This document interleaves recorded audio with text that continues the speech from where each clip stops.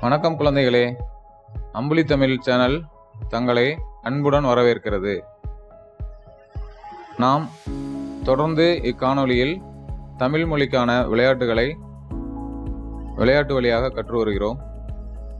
அவ்வகையில் இன்று இக்காணொளியில் நாம் காண இருப்பது தமிழ் மொழியில் உள்ள ஓர் எழுத்து ஒரு சொல் என்ற சொற்களையும் அதற்கான பொருளையும் கண்டுபிடிக்க உள்ளோம்.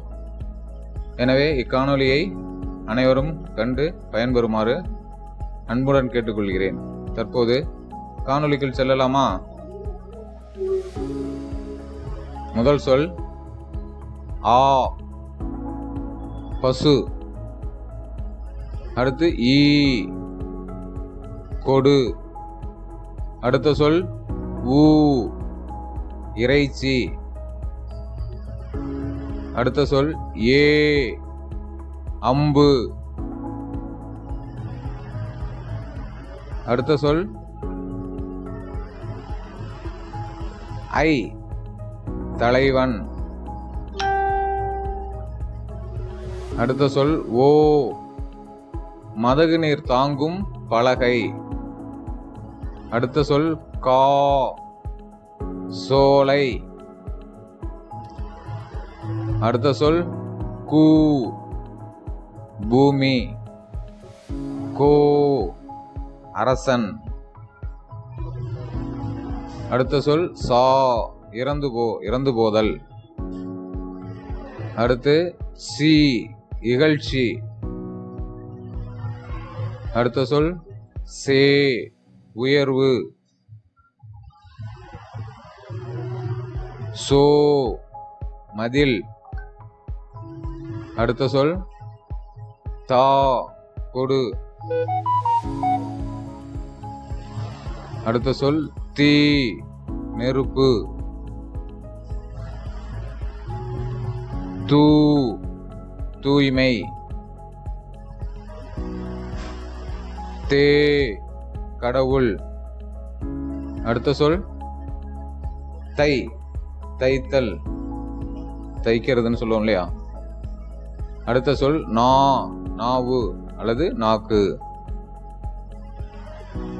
அடுத்த சொல் முன்னிலை ஒருமை, நீ அப்படின்னு சொல்றோம் இல்லையா அடுத்தவங்களை பார்த்து, அது நே, அன்பு. அடுத்த சொல் நை, இழிவு, இழிவாக பேசுதல். அடுத்த சொல் நோ, வறுமை. பா, பாடல், பாக்கள் அப்படின்னு கூட சொல்லலாம். பூ, மலர். அடுத்த சொல் பே, மேகம். அடுத்த சொல் பை, இளமை. அடுத்த சொல் போ, செல், செல்லுதல். அடுத்த சொல் மா, மாமரம். அடுத்த சொல் மீ, வான் அல்லது வானம். அடுத்த சொல் மூ, மூப்பு. அடுத்த சொல் மே, அன்பு. அடுத்த சொல் மை, அஞ்சனம். அடுத்த சொல் மோ, முகத்தல். அடுத்த சொல் யா, அகலம்.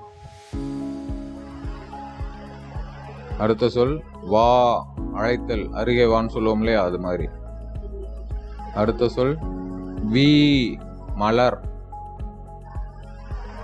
அடுத்த சொல் வை, புல் அல்லது வைத்தல், வைக்கிறதுன்னு சொல்லுவோம் இல்லையா.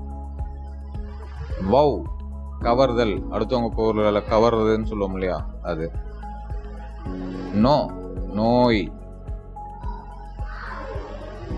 அடுத்த சொல் து, உண், உண்ணுதல். கை, ஒழுக்கம். இவ்வாறு தமிழில் 42 ஓரெழுத்து ஒரு சொல் இருக்கு.